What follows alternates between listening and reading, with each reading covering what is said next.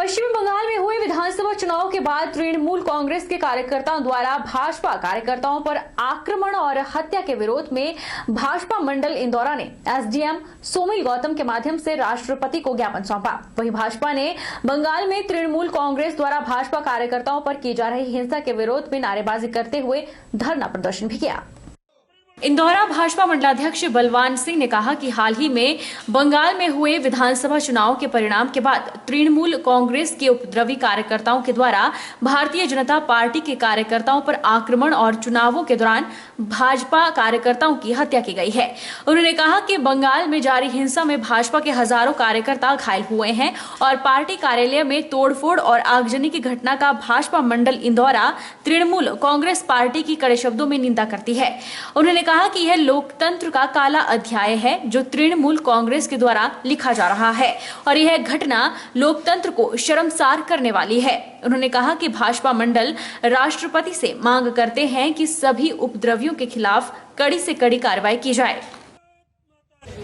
बंगाल में जो चुनाव हुए अभी हाल ही में, चुनावों के बाद वहां पर जो सरकार ममता बनर्जी के जो गुंडे थे, उन्होंने भारतीय जनता पार्टी के जो लोग हैं उनके ऊपर जो अत्याचार किए जा रहे हैं, जो भारतीय जनता पार्टी के कार्यकर्ताओं के घरों में घुसकर उनको मारा जा रहा है, लोकतंत्र की हत्या की जा रही है और उसी को लेकर वहां पर जो शासन है वहां पर लोगों की आवाज को नहीं सुना जा रहा। उनको बेचारों का कोई कसूर नहीं था, उन्होंने भारतीय जनता पार्टी के नाम पर वोट वहां पे डाले और वोट डालने के बाद वहां पर उनके गुंडों ने, ममता बनर्जी के गुंडों ने उन लोगों को, भारतीय जनता पार्टी के कार्यकर्ताओं के घरों में जाकर उनके जो मारा है, उनको उनकी हत्याएं की है। उनके उसके विरोध में भारतीय जनता पार्टी मंडल इंदौरा आज एसडीएम के माध्यम से राष्ट्रपति महामहिम रामनाथ कोविंद जी को ज्ञापन भेज रही है। उसी के मुद्दे पर हम आज यहाँ पर इकट्ठे हुए हैं। बंगाल चुनावों में हुई भाजपा की हार के बाद हुई हिंसा के विरोध में भाजपा मंडल सोलन ने भी भाजपा नेता डॉक्टर राजेश कश्यप की अगुवाई में उपायुक्त सोलन केसी चमन के माध्यम से राष्ट्रपति को ज्ञापन सौंपा है और मांग की है कि तुरंत प्रभाव से उस सरकार को बर्खास्त किया जाए और वहां पर राष्ट्रपति शासन लगाया जाए। भाजपा नेता राजेश कश्यप ने बताया कि बंगाल हिंसा लोकतंत्र की हत्या है। इस तरह की कायराना हरकत करने वाले बंगाल सरकार को तुरंत प्रभाव से राष्ट्रपति बर्खास्त कर राष्ट्रपति शासन लगाए।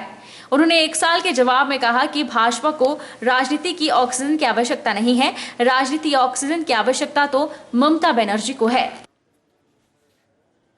भारतीय जनता पार्टी के कार्यकर्ताओं पे वेस्ट बंगाल में जिस तरह से जो है आज कहर ढाया जा रहा है, जिस तरह से एक बहुत बड़ा जिनोसाइड वहाँ पे जिस तरह से हत्या की जा रही है, महिलाओं का रेप किया जा रहा है, बच्चों को मारा जा रहा है, भारतीय जनता पार्टी के 9 कार्यकर्ता जो है उनका हत्या की गई है, उसके संबंध में जो है आज हमने एक रिप्रेजेंटेशन दिया माननीय आयुक्त श्री केसी चमन जी को और उसके माध्यम से हमने ये उनके माध्यम से माननीय महामहिम राष्ट्रपति जी को ये गुहार लगाई है कि जल्दी से जल्दी अगर हो सके तो ये जो ममता बनर्जी की सरकार बनी है इसको बर्खास्त किया जाए और वहां पे प्रेसिडेंट रूल लगाया जाए। ज्वालामुखी नगर परिषद शहर और आसपास में शव वाहन को लेकर लोगों को परेशानी का सामना करना पड़ रहा है। यहां पर ज्वालामुखी में नगर परिषद क्षेत्र में आज तक एक भी शव वाहन मौजूद नहीं है। शहर के करीब 15 से 20 हजार की आबादी है, लेकिन जनता का दुर्भाग्य है कि उन्हें अपनों को खोने के बाद शव वाहन भी नसीब नहीं होता है। वे अपने स्तर पर वाहनों की व्यवस्था करते हैं। ज्वालामुखी क्षेत्र में लोग शव को पैदल ही अर्थी पर लेकर जाते हैं और कम से कम 2 से 3 किलोमीटर का सफर तय करते हैं। ज्वालामुखी में एक ही मुक्ति धाम है जो कि अष्टभुजा बोहन में स्थित है, वो भी शहर के वार्डों से काफी दूर पड़ता है। कोरोना काल में जहां लोग अर्थी को कंधा भी नहीं दे रहे, ऐसे में शव वाहन की व्यवस्था होना बहुत जरूरी है ताकि परिवार को घंटों इंतजार न करना पड़े। अभी 4 दिन पहले एक कोरोना संक्रमित की हुई मृत्यु पर परिवार को अर्थी को कंधे देने के लिए लोगों का बंदोबस्त करने में काफी परेशानी हुई। ऐसे में अगर शहर में शव वाहन होता तो शायद इतनी मुश्किलों का सामना ना करना पड़ता। वहीं इस संदर्भ में नगर परिषद कार्यकारी अधिकारी हितेश कुमार का कहना है कि कोरोना काल में इसकी बेहद आवश्यकता है और नगर परिषद की अगली बैठक में इस मुद्दे पर चर्चा की जाएगी। ये सचमुच एक ध्यान आकर्षित करने वाला विषय है कि ज्वालामुखी एक काफ़ी बड़ा शहर होने के बावजूद यहाँ पर ना नगर परिषद के पास ना ही यहाँ का के जो नागरिक अस्पताल है वहाँ पर किसी भी तरह का कोई शव वाहन नहीं है, जिससे कि नागरिकों को निश्चित तौर पर बहुत सारी समस्याएं हो रही है। और मैं ये मानता हूँ कि यहाँ पर शव वाहन होना चाहिए। और ये आश्चर्यचकित करने वाला विषय है कि यहाँ पर अभी तक इस विषय पर ध्यान क्यों नहीं दिया। जी हाँ, बिल्कुल मैं ये कहूँगा कि अगर किसी भी तरह की कोई भी समाज सेवी संस्था इस मामले में आगे बढ़ती है, आगे बढ़ के सहयोग करना चाहती है, ज्वालामुखी नगर परिषद उसका हर तरीके से सहयोग करने में और उनके किसी भी तरह के सहयोग का स्वागत करेगी। इसके अलावा हम सरकार को भी यह प्रस्ताव यहाँ से भेजेंगे। हम हाउस के सामने भी ये बात रखेंगे कि नगर परिषद में ज्वालामुखी में एक शव वाहन का होना जरूरी है। नालागढ़ के गांव बेला मंदिर में अचानक आधा दर्जन मृत पक्षियों की सूचना से हड़कंप मच गया है। लोगों के मन में बर्ड फ्लू और 5G टेस्टिंग की आशंका को लेकर डर है। हालांकि पक्षियों की मौत कैसे हुई है यह रहस्य बना हुआ है, लेकिन इस तरह की घटना से लोगों में भय का माहौल है। ग्रामीणों द्वारा देर शाम इसकी सूचना पशुपालन विभाग नालागढ़ को दी गई है। वीरेंद्र कुमार धर्मपाल और जर्नैल सिंह ने बताया कि शाम को तकरीबन 6 बजे उनके किराएदारों द्वारा उन्हें सूचना दी गई कि आसमान से अचानक 6-7 पक्षी मरकर नीचे गिर गई हैं। जिसके बाद वह सभी मौके पर पहुंचे और देखा कि लगभग आधा दर्जन से ज्यादा पक्षी जमीन पर गिरे हुए थे, जिसमें से कुछ पक्षी तो मर चुके थे और कुछ तड़प रहे थे। जिस पर उन्होंने जीवित पक्षियों को चावल और पानी भी दिया, पर कुछ देर के बाद वह भी मर गए। सभी ग्रामीणों ने प्रशासन से मांग उठाई है कि इन पक्षियों की जांच की जाए ताकि यह सामने आ सके कि इन पक्षियों की मौत कैसे हुई है।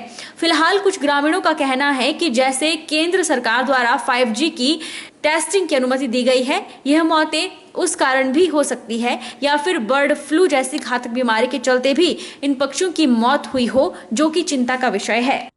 मौका देखा, पहले 1-2 चिड़िया मरी, उसके बाद में तकरीबन 7-8 चिड़िया कंटिन्यूसली आके मरी नीचे गिर गई। तो उनको हमने यहाँ पे क्या करके 3-4 उसमें से हमने उनको चावल दाना वगैरह खिलाया, पानी वगैरह पिलाया, लेकिन उसमें से 7-8 चिड़िया मर के नीचे गिर चुकी थी तब तक। उसमें से 2-4 को कुत्ते उठा करके लेके चले गए। 2-4 को हमने यहाँ पे इस जगह पे हमने नीचे सेव करके रखा हुआ है, बचा के रखा हुआ है। तो हमारी प्रशासन से ये मांग है कि इन चिड़ियों का पोस्टमार्टम किया जाए या भी कोई भी मेडिकल जांच की जाए, पता किया जाए कि ये क्यों मर रही हैं। इसकी वजह रेडिएशन है क्या कोई दूसरा अदर कोई वायरस है? हमारी प्रशासन से यही मांग है। इसमें ऐसा हमने यहाँ मौके पर पहुँच के देखा है और साथ में जो हमारे वन्य प्राणी है विभाग के लोग भी आए हुए हैं। तो उसमें हमको जहाँ पर फील्ड पे सिर्फ 2 ही पक्षी मिले हैं, जो कि जो जंगली पक्षी होते हैं उनके बच्चे मालूम पड़ते हैं। उनके बहुत छोटे बच्चे हैं और इनका पूरी तरह से निरीक्षण करने पर मैंने देखा है कि इसमें कोई बर्ड फ्लू के लक्षण नहीं पाए गए हैं। चलो फिर भी हम किसी खतरे को ना ऐसे मोल लेते हुए तो हम इनको जो है रीजनल जो हमारी लैब है जलंधर, उसको हम फॉरवर्ड कर रहे हैं प्रॉपर चैनल के थ्रू। युवा कांग्रेस बिलासपुर के जिलाध्यक्ष आशीष ठाकुर ने कहा है कि कोरोना से निपटने के लिए युवा कांग्रेस अहम भूमिका निभाएगी। इसके लिए सदर बिलासपुर विधानसभा क्षेत्र को सैनिटाइज करने का निर्णय भी लिया गया है, जिसके तहत प्रत्येक पंचायत के जनप्रतिनिधि और नगर परिषद के सभी 11 वार्डों में जनप्रतिनिधियों को सैनिटाइजर उपलब्ध करवाए जाएंगे। कोविड से बचाव के साथ साथ जनता में सकारात्मक सोच पैदा करने के लिए जागरूकता की अलख भी जगाई जाएगी। आज बिलासपुर युवा कांग्रेस ने एक प्रेस वार्ता की। प्रेस वार्ता के माध्यम से मैं आपको बताना चाहता हूं कि बिलासपुर युवा कांग्रेस सदर विधानसभा क्षेत्र की 44 पंचायतों और साथ के साथ नगर परिषद के एरिया में जाकर वहां के जितने भी जनप्रतिनिधि हैं उनके सहयोग से वहां पर सैनिटाइजेशन का बीड़ा उठाया है। जितने जनप्रतिनिधि हैं उनको युवा कांग्रेस अपनी तरफ से सैनिटाइजर उपलब्ध करवाएगी और वहां के युवक मंडलों और युवा साथियों के साथ मिलकर वहां पर सैनिटाइजेशन का कार्य पहले चरण में पूरा किया जाएगा। उसके बाद द्वितीय चरण के अंदर सदर विधानसभा क्षेत्र के अंदर मास्क वितरण का कार्य जनप्रतिनिधियों के माध्यम से होगा। इन्हीं शब्दों के साथ धन्यवाद। बिलासपुर जिले की ग्राम पंचायत चांदपुर की भंदवाड़ क्षेत्र विकास समिति ने नर सेवा नारायण सेवा अभियान के तहत सैनिटाइजेशन का कार्य शुरू किया है। भंदवाड़ क्षेत्र विकास समिति के तमाम पदाधिकारियों और स्वयं सेवियों द्वारा पहले कोविड मरीजों के घरों और उनके साथ लगते क्षेत्र को सैनिटाइज किया गया। समिति के सदस्यों ने लोगों से कोविड के बचाव के लिए SOP का पालन करने का आग्रह किया है। आज हमारी सेवा संस्था ने भंदवाड़ एरिया डेवलपमेंट कमेटी के सहयोग से सैनिटाइजेशन का कार्य किया। हमने ये कार्य ये सोच के किया कि घर में रहने वाले तो सुरक्षित हैं, लेकिन जो लोग अपना कार्य करने बाहर निकल रहे हैं, भीड़ भाड़ वाली जगह पे हमें सैनिटाइजेशन करनी चाहिए। तो आज संस्था के सदस्यों ने और कमेटी के अन्य सदस्यों ने चांदपुर क्षेत्र में भंदवाड़ वार्ड से लेके कोठी चौक तक सैनिटाइजेशन का कार्य किया। मैं सभी से अपील करता हूं कि इस कार्य में हमारा सहयोग करें। मुख्यतः मैं जिलाधीश महोदय से भी अनुरोध करता हूं कि हम इस सैनिटाइजेशन के कार्य को बिलासपुर शहर और बस स्टैंड अन्य भीड़ भाड़ वाली जगहों पे भी करना चाहते हैं, तो इसके लिए हमें परमिशन दें। जी हां, सोलन में भारी बारिश से जनजीवन अस्त व्यस्त हो गया है, जिसके चलते किसानों की फसलें तबाह होने की कगार पर है। इन दिनों किसान ने नकदी फसलें टमाटर, शिमला मिर्च लगाई हुई है, लेकिन कई क्षेत्रों में भारी ओलावृष्टि से फसलों को नुकसान पहुंचा है। सोलन शहर में जोरदार बारिश से सड़कों में नदियों की तरह पानी बहता दिखाई दिया। मूसलाधार बारिश के कारण जिला के सोलन को काफी नुकसान का अनुमान है। लोगों ने बताया कि तेज बारिश से जनजीवन अस्त व्यस्त हो गया है।